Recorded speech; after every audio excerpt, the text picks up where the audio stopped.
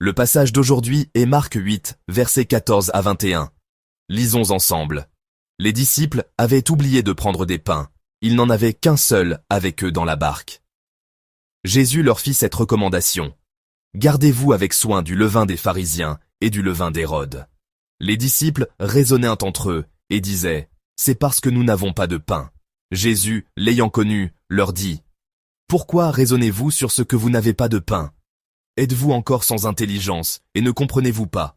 Avez-vous le cœur endurci? Ayant des yeux, ne voyez-vous pas? Ayant des oreilles, n'entendez-vous pas? Et n'avez-vous point de mémoire?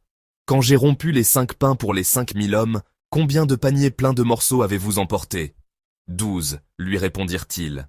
Et quand j'ai rompu les 7 pains pour les 4000 hommes, combien de corbeilles pleines de morceaux avez-vous emporté? 7, répondirent-ils. Et il leur dit, ne comprenez-vous pas encore? Amen. Chers frères et sœurs, je prie pour que la grâce du Seigneur soit avec vous tous. Comme nous l'avons lu aujourd'hui, ce passage commence dans un espace très confiné. Une petite barque sur le lac de Galilée. Dans cette barque se trouvaient Jésus et ses disciples. Ce moment avec Jésus aurait dû être un temps de bonheur, mais un problème est vite apparu. Les disciples avaient oublié de prendre des pains. Ils se sont retrouvés face à un problème. Il ne leur restait qu'un seul pain, leur unique nourriture. Lorsque ce problème est apparu, le regard des disciples s'est fixé sur une seule chose. Qui n'a pas préparé? Que ferons-nous maintenant? Qui mangera quelle quantité? Leurs esprits devaient être remplis d'innombrables calculs et inquiétudes. Car le manque rend toujours nos cœurs étroits. C'est alors que Jésus leur parle. C'est le verset 15. Jésus leur fit cette recommandation. Gardez-vous avec soin du levain des pharisiens et du levain d'Hérode. Amen. Si l'on ne considère que la situation actuelle, les disciples s'inquiétaient du fait qu'il n'y avait qu'un seul pain. Mais Jésus se mit soudain à parler de levain. Cela semble un peu déplacé dans ce contexte. C'est pourquoi une question se pose. Pourquoi Jésus n'a-t-il pas simplement dit à ses disciples de ne pas s'inquiéter, qu'il était avec eux, qu'il leur ferait du pain, mais a-t-il insisté pour parler du levain? Nous avons tendance à penser que lorsqu'un problème survient, le moyen le plus rapide est de le résoudre directement. S'il n'y a pas de pain, il suffirait d'en donner un autre. S'il y a de l'inquiétude, il suffirait de donner du réconfort et de la paix. Cependant, aujourd'hui, le Seigneur n'a pas corrigé leur situation. Pourquoi? En réalité, le problème des disciples n'était pas la quantité de pain, mais le regard qu'ils portaient sur ce pain. Le fait qu'il n'y ait qu'un seul pain avait complètement envahi leurs pensées et leur cœur. Bien que celui qui avait nourri des milliers de personnes à 2 reprises se trouvait juste là, dans la barque, à côté d'eux, les disciples étaient incapables de regarder le Seigneur. En d'autres termes, les disciples n'avaient qu'un regard captivé par un seul pain. C'est pourquoi Jésus n'a pas corrigé la situation en premier. Au lieu de cela, il a ébranlé leurs repères en disant « Gardez-vous du levain ». Maintenant, à travers le passage d'aujourd'hui, nous allons examiner ce qu'est ce levain et quel sens se cache dans les paroles du Seigneur. Gardez-vous du levain. Le levain mentionné par Jésus dans le passage d'aujourd'hui, comme vous le savez, a la propriété de faire lever le pain. Même une très petite quantité de levain peut faire lever toute la pâte. Jésus a dit de se garder de ce levain. C'est parce que la caractéristique du levain est de s'infiltrer. Il fait lever la pâte en s'infiltrant progressivement. C'est-à-dire qu'il a la particularité de changer la forme et la structure lentement, plutôt que de manière visible. Cependant, en nous avertissant de nous garder du levain, Jésus mentionne 2 types de levain. Le levain des pharisiens et le levain d'Hérode. Quel est ce premier levain des pharisiens mentionné par Jésus? La réponse se trouve en examinant les versets 11 à 13 du chapitre 8 de Marc, qui précèdent notre passage. Dans ce texte, les pharisiens viennent à Jésus pour le mettre à l'épreuve. Ils lui demandent de montrer un signe venant du ciel. Bien qu'ils aient déjà vu de nombreux miracles, ils disaient « Montre-nous en plus, nous n'en avons jamais assez, donne-nous une preuve plus certaine. » En apparence, ils disaient « Nous croyons en Dieu, nous voulons voir un signe. » Mais en réalité, au fond de leur cœur, ces pharisiens avaient une attitude qui consistait à se fier à leur propre jugement plutôt qu'à faire confiance à Dieu. C'est cela, le levain des pharisiens. En apparence, ils parlent de foi, ont un zèle religieux et utilisent un langage théologique. Mais en réalité, le critère au centre de leur cœur est rempli de leurs propres pensées, de leurs propres mesures. C'était cela, le levain des pharisiens. Alors, quel est le levain d'Hérode? Pour le comprendre, il faut examiner qui était cet Hérode. Il y a de nombreux Hérodes dans la Bible, mais celui que Jésus mentionne aujourd'hui est celui que nous connaissons bien, celui qui a exécuté Jean-Baptiste. Cet Hérode savait en fait que Jean-Baptiste était un homme juste et saint, mais il a finalement dû le tuer. Parce que le serment qu'il avait fait devant les gens, son honneur et sa position étaient si importants qu'il ne pouvait pas revenir sur ses paroles. Aujourd'hui, cela ressemblerait à ceci. Quelqu'un qui, dans l'Église, dit « Seigneur, Seigneur », mais qui, au moment du choix, dans sa vie réelle, au moment de la décision, choisit en fonction de son honneur et du regard des autres. C'est cela qui pourrait être appelé le levain d'Hérode. L'attitude qui consiste à repousser la volonté de Dieu au loin parce que le regard des autres est important, c'était cela, le levain d'Hérode. En résumé, le levain des pharisiens et le levain d'Hérode ont des styles différents, mais ils ont un point commun. Dans les deux cas, Dieu est éloigné du centre. Pour l'un, mon jugement prime sur le Seigneur, pour l'autre, le regard des gens et ma position priment sur le Seigneur.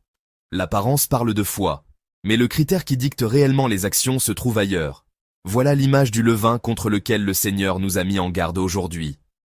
Cependant, en parlant de ce levain, Jésus n'a pas dit qu'il se trouvait seulement chez les pharisiens ou chez Hérode.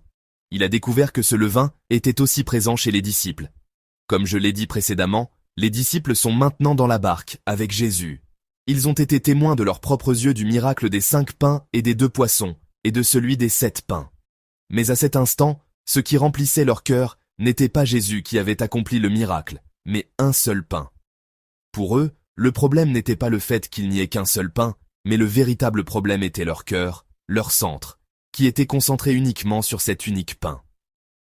La réalité était qu'ils étaient remplis de levain, plutôt que de Jésus, que d'autres choses s'infiltraient progressivement au centre de leur cœur, les empêchant de regarder au Seigneur. C'était cela, leur levain. C'est pourquoi Jésus leur pose cette question. Ce sont les paroles des versets 17 et 18 d'aujourd'hui, lisons-les ensemble d'une seule voix. Pourquoi raisonnez-vous sur ce que vous n'avez pas de pain? Êtes-vous encore sans intelligence et ne comprenez-vous pas? Avez-vous le cœur endurci? Ayant des yeux, ne voyez-vous pas? Ayant des oreilles, n'entendez-vous pas?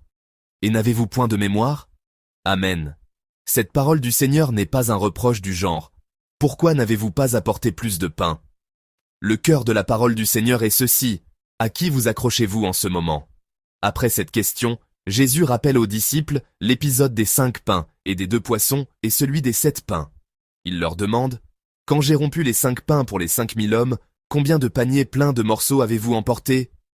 Et quand j'ai rompu les 7 pains pour les 4000 hommes, combien de corbeilles pleines de morceaux avez-vous emporté? » La réponse des disciples à cela est vraiment surprenante. Ils répondent très clairement, distinctement et exactement. 12 et 7. Ici, l'état des disciples est très clairement révélé.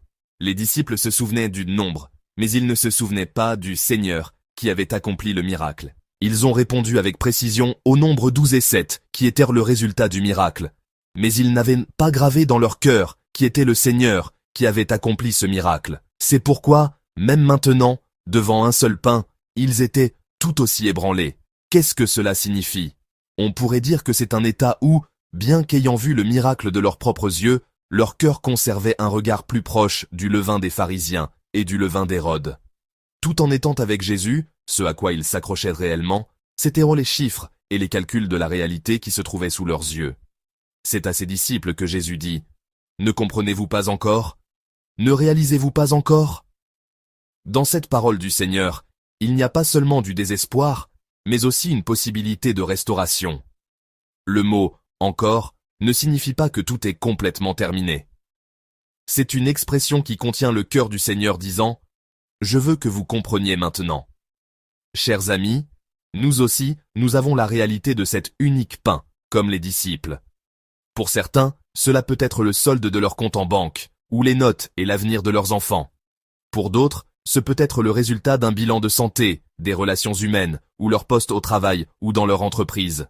Ce sont toutes des réalités qui existent. Ce sont des problèmes que l'on ne peut pas ignorer, et que l'on ne doit pas ignorer. Mais la parole d'aujourd'hui nous montre quelque chose.